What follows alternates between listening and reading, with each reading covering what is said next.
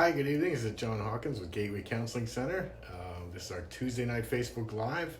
Come to you every Tuesday night at 8:15 to answer any questions you have that you can email me throughout the week or that you can ask me on the video.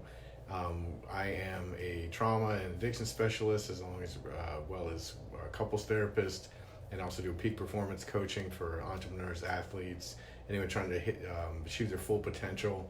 We are a counseling center here in Boynton Beach, Florida. We do individual, couple, family therapy for all mental health issues, relationship issues, spiritual issues, performance issues, like I was mentioning.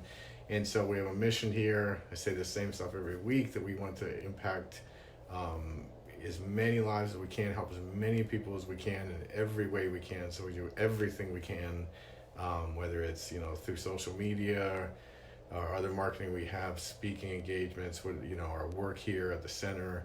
There's just a lot of people need help out there, and we really want to help people transform, change their lives, have better relationships, better connection to purpose and meaning, all that kind of stuff. So we do this every week at 8:15. Like I said, you can reach me at jonh@gatewaycounselingcenter.com during the week. I will respond to your questions throughout the week. You don't have to wait till Tuesday night. If you have questions for me, you can ask me right then, and then you can ask me questions here on Facebook as well. So you can follow us on Facebook, YouTube at Gateway Counseling Center, Gateway Center on Instagram, and the Mind Zone group on Facebook. So I want to talk to you tonight about something that I frequently ran into today a few times. It's a pretty common thing, and that's avoidance, where, especially as a trauma specialist, some of the things that my clients want to avoid, I can completely understand why they want to avoid them. They were horrific, they were horrible abuse or traumas or different things.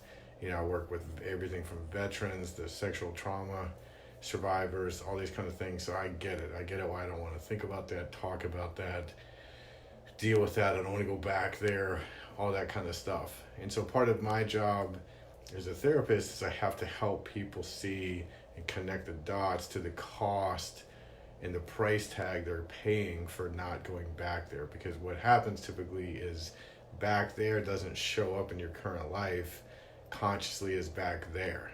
So if I feel like it's back there, then why would I want to go back there and deal with it? But when I can show you how it's showing up here and now in today, then there's a motivator. I kind of have to bring the pain a little bit, so to speak. So let's say for a lot of people that say there was early life losses, like a death of a parent, a loved one, the end of a relationship, which is going to bring up grief. Let's say that grief was overwhelming, or there wasn't people there to support you or help you with those intense feelings of grief and loss. And so I had to find ways to defend against it, block it, so I could keep functioning, keep moving forward, right? Get it, often very necessary, circumstances just dictate it. So the price tag, though, is if I continue to do that, I may not really register and connect with it like I was mentioning, but maybe now in my current life I don't let people get close to me. I won't get deep enough in a relationship. I won't pursue a new relationship or a new dream or career or calling, whatever it is, passion of mine, because I've never grieved the loss, the disappointment of the other relationship or the death or whatever it may be. And so that same, pattern of blocking things is costing me tremendously.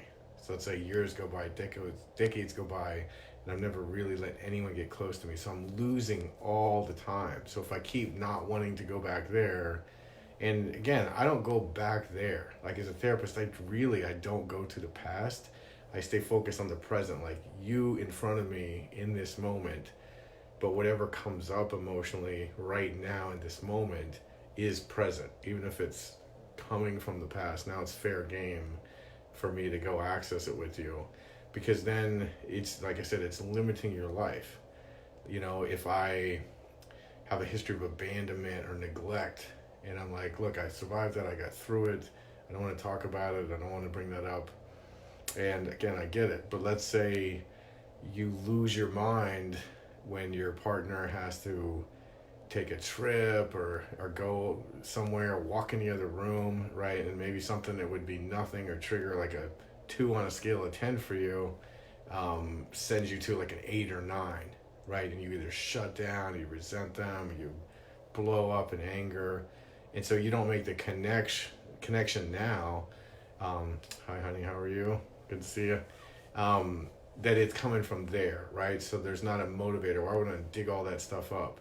But when you realize, like, okay, this is bleeding all over my current relationship and causing me all these problems, now I have a motivator to want to get rid of this stuff, right? So there's always a cost. Like I said, what was back there was a resource, it was necessary, it was beneficial.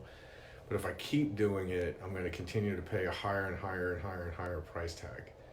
Like, again, maybe I close myself off, or I react in anger or in different ways. It bleeds out so many ways interpersonally. People ask me that all the time. How can I be so like high functioning and proficient in my career or my job or whatever it is I do, and then shrink into like this completely other person in my personal relationships? So in therapy, there's, in psychology, what we call like ego states or parts of self. So then, in my career, I could be in this like one very confident, competent part of me where I feel, good about myself and what I do and, capable. But then when I go into relationships, I could shrink into like a child who feels inadequate or scared or not enough, all this kind of stuff. And so it's the context that certain emotions or environment will trigger different parts of self. And these things will sometimes they'll show up as chronic pain or illness, body reactions where it's just like, or feelings of lack of energy, sluggishness, fibromyalgia, all these kind of things. So they keep kind of calling out to be attended to. So again, I understand like some of this stuff, man, I don't judge my clients. I would understand if they would never want to go back there. But I also know that they're going to continue to pay a price. And for me, that's the ultimate tragedy, is like, okay, I continue to pay a price for something that was done to me, done against me years ago that I had no say in. And it's still haunting me. It's still limiting my life. Like for me, that should generate some healthy anger that says I'm tired of like dealing and paying a price tag for stuff other people did, right? I want to face this stuff down with help, support.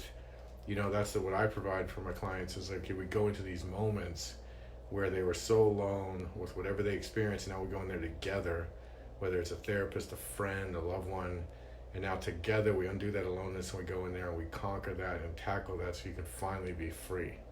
So you don't have to keep avoiding and keep paying a cost and a price tag. So I would encourage you, if you're on that bubble, that fear and anxiety, just get the help from people you need, people like myself, anyone that cares about you, so I can finally like conquer this thing and master it and break free from it and live the life that I'm deserving of living finally. So that's my topic for today. If you found that helpful, forward it to anybody who could benefit from it. Like I said, we're on YouTube at Gateway Counseling Center, Gateway Counseling Center Facebook, and Gateway Center on Instagram. You can also check out all kinds of stuff on gatewaycounseling.com.